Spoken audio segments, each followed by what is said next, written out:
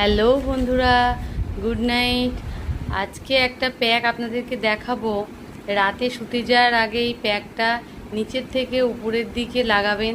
এই প্যাক হচ্ছে কফি আর লেবুর রস। কফি আর লেবুর রস দিয়ে প্যাকটা বানাবেন। যারা অবাঞ্ছিত লোম দূর করতে চান তারা একটু মোটা করে বানাবেন, দিয়ে পুরু করে মুখে লাগিয়ে দিতে হবে। তারপর একটা ন্যাকড়া দিয়ে ওটাকে টানতে হবে।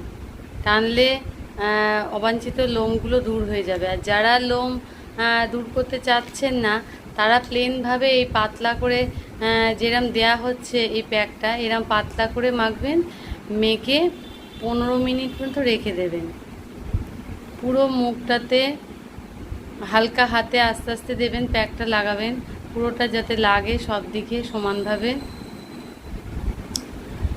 লাগানোর পর